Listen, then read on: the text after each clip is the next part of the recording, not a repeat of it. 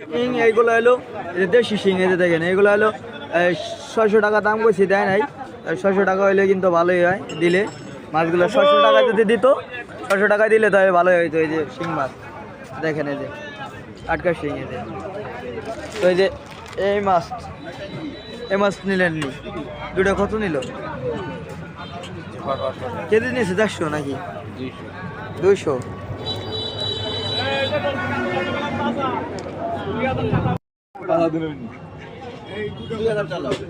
আচ্ছা, ধন্যবাদ ভাই।